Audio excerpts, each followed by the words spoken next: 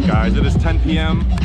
We have a beautiful sunset right now, bro. This is amazing. Let's look at my campsite that is fucking decked out, bro. I am ready for the rain. We got our nice little shelter for our tent for the rain. We got camp all set up just as usual. The chill area, my tent, more chill area. We got campsite all set up. This is our tent. This is a big ass tent. Holy fuck, this looks crazy on here. We got the air mattress, the drawers. Yeah, shout out Chris Silver with the tent. Campsite all set up. The usual setup. We got the canopies, the tables, our tent. This is gonna be our chilling tent. Welcome to Camp Finesse 2.0. We have some enhancements this time around. The daisy chain, official. Slip-free mat for the table because we're on an incline. Genius. New chair, luxury. Hammocks, luxury, lounging. 1, 2, 3 easy ups. A wall shade with pockets. Lights. Coolers, lights. We got everything, bro. Can I get a year?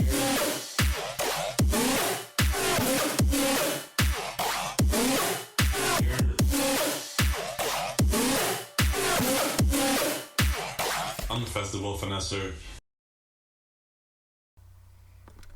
Hello festival goers of the internet, I'm the Festival Finesser, and in today's video, we're going to be talking about some music festival tips, specifically tips for camping music festivals. For those of you guys who don't know me, I'm the Festival Finesser, and this is my channel that revolves around music festivals and live music going experiences with a focus and concentration on dubstep and rhythm. If you are not following me on a festival day by day, you're probably following me at a show in New York, Philadelphia, Delaware, Virginia, Maryland. Basically anywhere I go, you guys are coming with me. And if you're not following me on a festival or show, you're probably sitting with me here at this desk, getting life hacks, trick tips, festival reviews, lineup reviews, EDM news, controversial debates, and any other words of advice I can give to you guys to make sure you can have the best festival going experience possible. So as you guys can see by the title of the video, today we are going to be taking a detailed look at my festival campsite and hopefully getting you guys ready for some upcoming camping festivals like Lost Lands, Big Dub, Bass Canyon, Dance Festopia, just to name a few. Basically what we're going to be doing is looking at the layout of my campsite, how I have things set up, the items I use, why I like them, why I use them, how to use them effectively, and just some general camping tips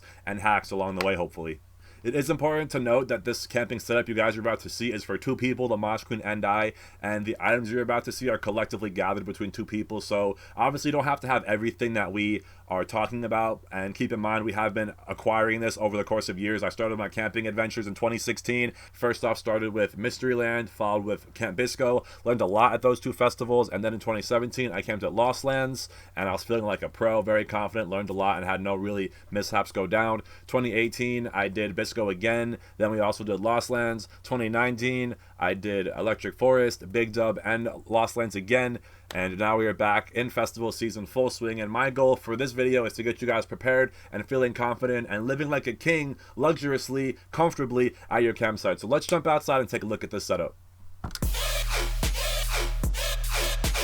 Alright guys, so first off we have our canopies, our easy ups, and we do have 2, which is kind of a lot, but because me and the Mosh Queen both have one, we bring both. This one is 10 by 10 and this one is 9 by 11, so they're a little different in size, which is kind of annoying, but we use this one to hold it down for the squad, the chill area. It's protected from the sun and the rain a little bit, and then on the outside here our other one protects our tent entirely from rain, sun, wind, basically anything. It's very well protected, and so I just wanted to make note that we do bring 2 canopies when we go camping.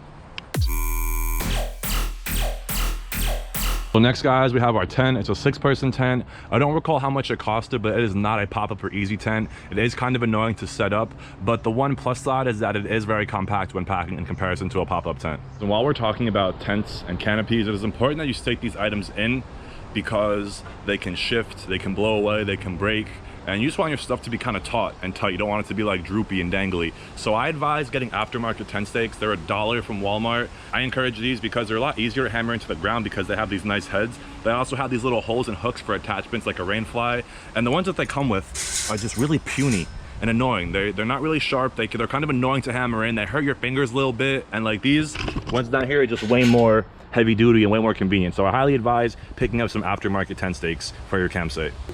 Also, don't forget your hammer to hammer in your tent stakes. All right, guys, so now we're gonna take a look inside my tent, and the first thing I want to note is underneath the air mattress we have a tarp just for increased protection against the water. And also with the tarp on the floor, it allows you to walk around your tent with your shoes on and not get the actual tent dirty. You're just going to be getting the tarp dirty. But that is why we have this mat right here. It's just a nice little mat that we can walk across. It's comfortable and it just doesn't make as much noise as the tarps would, and it's just convenient and nice. So moving on to our sleeping situation, we have an air mattress here, and this is a queen size air mattress. We do have to bring the pump with us. It is not included. This was actually kind of a big investment. It was $80, so $40 each for me and Bree, but we bring sheets and blankets and pillows, which we keep. And here, this was a big come up for us. It's a Ziploc tote, and I encourage to use these because they help for organization. You can see what's in here, so you kind of know what you have packed, and they are squishable, so when you're packing you can really kind of squish this in and not have to worry about it being in a tote that is, you know, rock solid. That makes it hard to pack, and it's just more organized than a garbage bag, you know what I mean? Overhead we have a nice little tent light, which actually goes crazy in the dark. It's like turning on a light switch in your room. And then also some nice additions in the tent. We have a LED fan. So this is a battery powered fan that hangs. You can also adjust it, so when you're sleeping and it's hot at night, you can have a nice little fan cooling you off. Just be careful though, because if you fall asleep with it on, you're gonna kill your batteries. So we also have a couple fans outside that we'll talk about. But continuing on in here, sometimes we have these drawers in here for just increased organization, personal items, kind of like a nightstand. If we don't have these drawers because we didn't bring them or we don't need them, we could possibly put a table in here. Our table is adjustable, which we'll talk about later. But other than that, if we don't have a table or the nightstand in here for organization, we usually just have the Ziploc tote, our duffel bags, a backpack maybe, and some snacks and drinks and stuff like that. We try to keep our tent as organized as possible, but it doesn't really last that long. All right, guys, and now we are looking at our chill area, the common area, and the first thing I want to talk about is a big cam pack that we kind of swear by now are these plastic drawers. Yes, they're a little bulky, but I fit these drawers in a Acura TSX, which is a little tiny sedan, and these have just changed my life for organization. Nothing's on the floor, campsite is clean, and as you saw, I use it even in my tent as well when I can. Like I said, we only bring them when we can, but we always bring one at least and try to bring the bigger one. But if we can only bring one and it's a small one, we'll take it. So in here we kind of have things sorted by different categories. So this is personal stuff. We have Tylenol, as you can see, some hand lotion, a portable shower, which we'll talk about, a hammock, the extra straps, the pump for the air mattress. This is our cooking drawer. And in here we have some cooking oil or cooking spray, which I advise, pots and pans, some seasoning, salt, pepper, some grill mates for some steak or chicken, some sponges to clean. We also have dish soap in here to clean the dishes, some hot sauce, some mustard for hot dogs, paper plates. I do not advise getting styrofoam plates, which are actually what are in here, because when you put hot things on them, they will melt. So definitely try and get paper plates if you can. And then we have forks, knives, and spoons, cups as well, spatulas, tongs, and a spoon. And that pretty much sums up all the things you'll need for cooking, aside from propane and a grill. And then the bottom drawer, the last drawer we have here, is just a bunch of stuff for the campsite. We have zip ties, we have a daisy chain, which is for like strapping to the top and hanging things. We have some scissors, some Ziploc bags, garbage bags, extra tent stakes, bungee cords. This is just a bag of random stuff, rubber bands, binder clips to hang things. We got some wipes in here, some hand warmers. And that pretty much wraps up what is in this drawer. This will add up as we go shopping, but just to give you an idea of how things are organized in these drawers and how much space they save and how much things you can fit inside them. All right, guys, next up we're going to talk about this table, which is clutch because it's actually a 4-foot long table, which is smaller than standard. I believe standard is 5 or 6 feet. It folds in half, so it's easy to pack, and it has a handle, so it's easy to transport. It also has adjustable legs, so this is the highest it goes, but it can also get as low maybe to like here, the second drawer, and it could act as like a coffee table. We put it in our tent sometimes for increased storage. You could also just use it as like a common area chill table if you wanted to, but our campsites tend to just make it a regular table for eating, cooking, and just kind of keeping things off the ground. So next on the table, we're going to talk about this blue thing. It's not a tablecloth, it's actually a yoga mat. And again, we use yoga mats for a couple of reasons, like you saw, a floor mat. But over here, it is a non-slip table mat, basically. So it's acting as a grip for all the stuff on the table so it doesn't slide off. If you ever try to cook on one of these things, on one of these tables without a cloth or water bottles, they're very slippery. There's not a lot of traction and grip, so we have this for increased grip, and especially if you're camping on an uneven surface and your table is slanted, all your things are going to slide off. So having this is just a nice reassurance that all of your stuff is not going to fall off the table. Slip-free mat for the table because we're on an incline. Genius. So next on the table is the water jug, and everybody brings water to a festival, but everybody tends to bring it in the gallon jugs or in water bottles. And this one with the spout is clutch because it almost acts as a little sink. You just pull this over, boom, boom, boom. When you're done, you close it, and that's that. It conserves water, it doesn't make too big of a mess, and it's just easy to wash your hands, put some water in the dishes rather than wasting water bottles. And yeah, just refill your water. This isn't really more so drinking water. You could, but this is more so to act like a little sink and a faucet. Just be aware of where you put this because it is gonna get water on the floor and you don't want mud where you're gonna be chilling. Just be aware of where you're putting it, face it away from the table, away from the campsite and where you guys are chilling. Another hack for washing your hands or the dishes is a spray bottle. Just fill this up with either this water or a water bottle if you don't have this, and then you just squirt your stuff clean. It's just a little bit more conservative. You could spray your hands with the mist or just like the jet kind of squirt. And then right over the jug, we have the paper towels being hung by a bungee cord. And then when we leave, we just strap it up so the wind doesn't blow it out because that's happened before. So this is just a nice, easy, you don't have to go and grab them. Everyone knows where they're at, and you can just take them, help yourself as you're cooking, cleaning, you know, they're just right there all the time. All right, guys, next thing on the table is this clippable fan that I want to talk about. And I'm a big believer in fans at music festivals, but getting the one with the clip and the rechargeable battery has been life-changing, which is what this is because it's hands-free cooling. I can clip it to the table, clip it to my chair, which is a signature. You can clip it to the Easy Up and just chill by it if you're cooking or something, or sitting by it, let's say. And like I said, they're rechargeable, so if you have a portable charger, you can just recharge it. If you don't have to worry about running out of batteries as long as you have power. So these are clutch. We also have these ones that hang now with the light, so we're just stocked up on fans, keeping us cool and comfortable. That's a big concern at festivals, being cool and comfortable, and these fans definitely help me do that.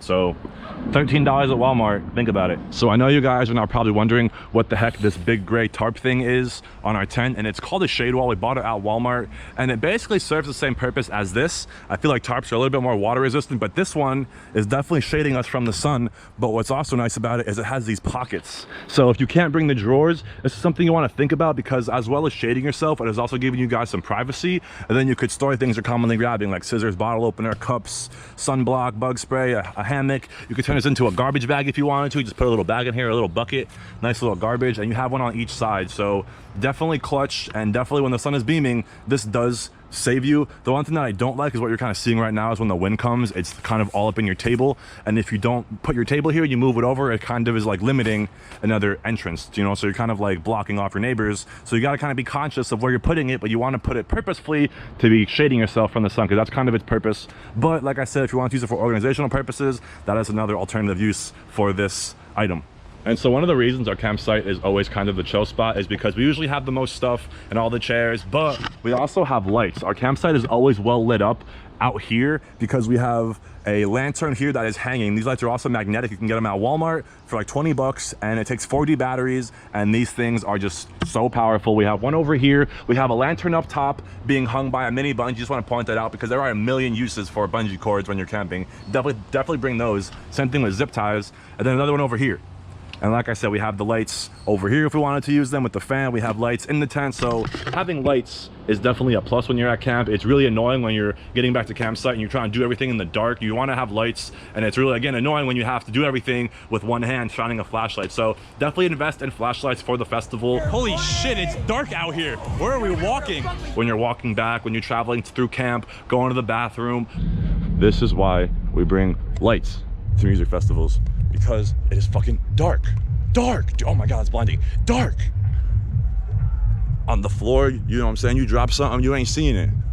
It's so dark out here, I can't even see you guys walking up. Shit. But you do want to have lanterns and kind of like spotlights to light up your campsite, so you're not just hanging out in the dark. Because you know, once it gets dark and you're just kind of sitting in the dark, it's like, what can we do besides go to bed? You know, but when you have the lights, you could see, you could talk, you could chill, interact, and it's just a whole different vibe when you're in the middle of the woods and it's pitch black and the only light there is coming from your campsite. You know what I'm saying? So it's definitely a vibe. It definitely attracts people. So definitely keep your campsites lit physically and metaphorically.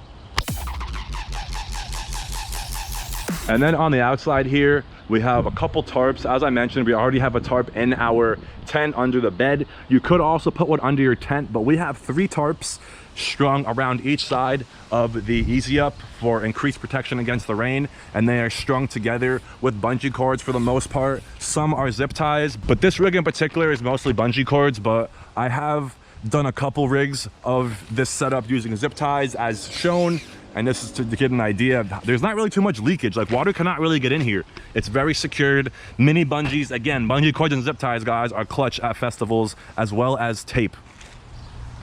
So those are the tarps.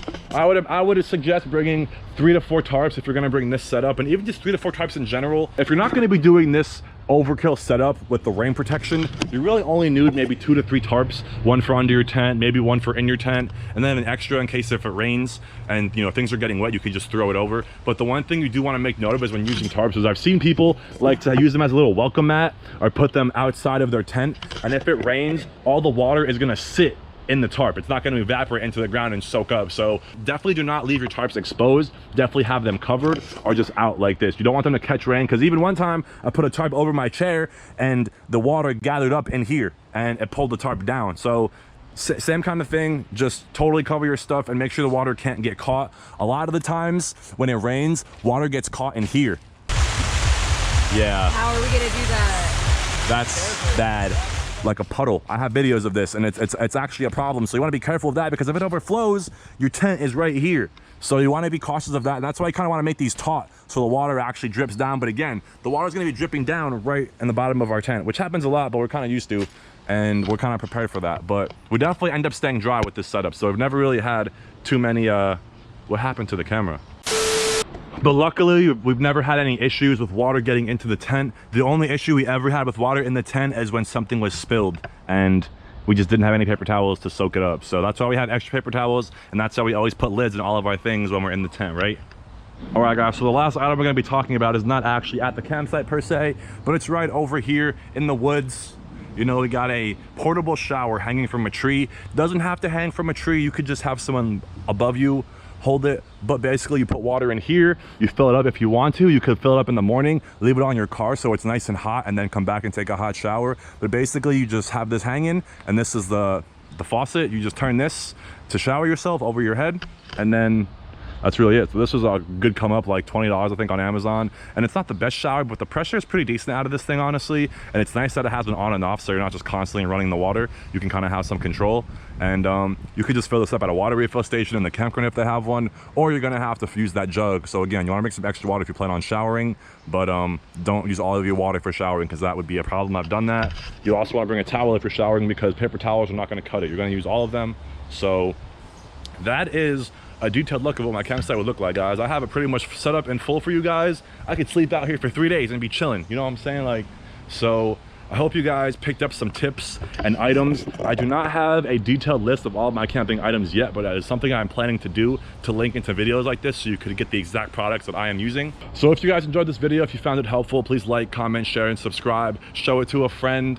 And I hope to see you guys in the festival circuit this season. I have a bunch of festivals planned, and I'm very prepared. As you guys can see, we are stocked up and ready. It's about to go down. I'm going to Big Foot Electro in 2 days, and I'm about to break this all down and pack it up and get it ready to go into the homies' car. So thank you guys for watching. I'm the Festival Finesser. I'll see you for the next one. Peace.